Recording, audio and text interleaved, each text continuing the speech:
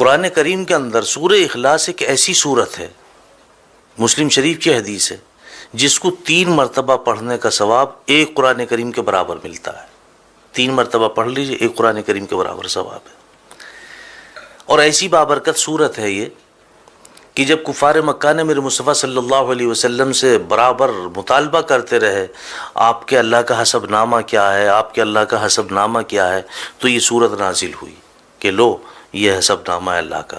قل هو اللہ احد اللہ الصمد لم یلد ولم یولد ولم یکن لہ کفوا احد۔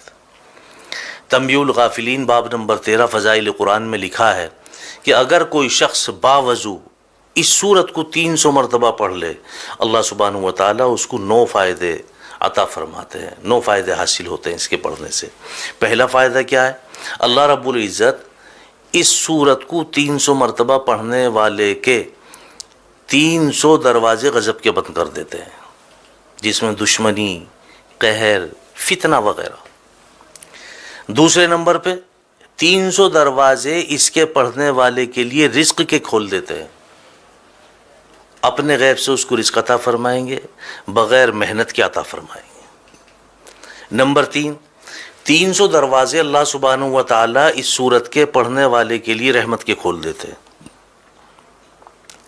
نمبر 4، اللہ سبحانہ و تعالیٰ اس سورت کے پڑھنے والے کو اپنے علم سے علم عطا فرمائیں گے اور اپنے صبر سے صبر عطا فرمائیں گے۔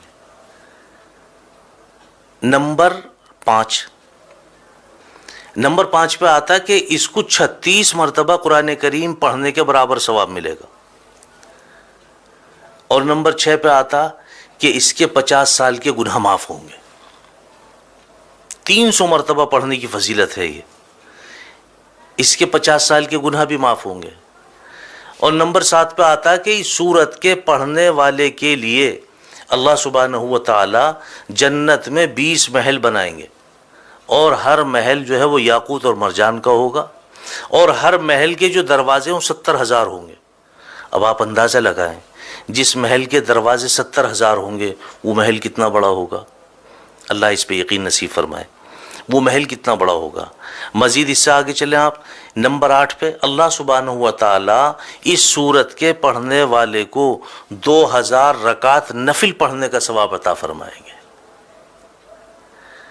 اور نمبر 9 پہ آتا ہے کہ اللہ سبحانہ و تعالیٰ اس سورت کے پڑھنے والے کو جب بھی اس کا انتقال ہوگا، جب بھی یہ مرے گا، اس کے جنازے میں 1,10,000 فرشتے شمولیت کریں گے۔ جب بھی اس کا انتقال ہوگا، اس کے جنازے میں 1,10,000 فرشتے شمولیت کریں گے۔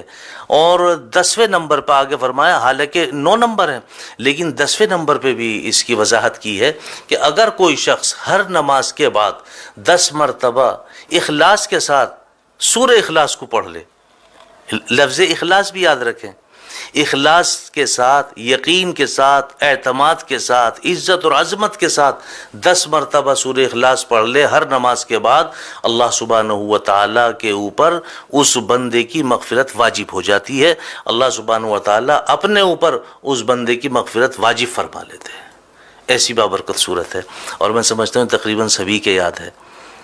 اور کم سے کم آپ اتنا کیا کریں کہ اگر آپ 3 مرتبہ درود پاک شروع میں، 3 مرتبہ درود پاک آخر میں، اور 3 مرتبہ قل هو اللہ احد اللہ الصمد لم یلد ولم یولد ولم یکن لہ کفوا احد پڑھ کر کے اپنے گھر کنبے قبیلے والوں کے لیے، دوست احباب کے لیے، اہل و عیال کے لیے، نہیں تو اگر آپ کے والدین دنیا سے فوت ہو چکے ہیں ان کے لیے آپ صرف نیت کر لیں کہ اس کا ثواب میرے فلاں کو پہنچ جائے، ایک قرآن کریم کا ثواب آپ کے فلاں کو پہنچ گئے۔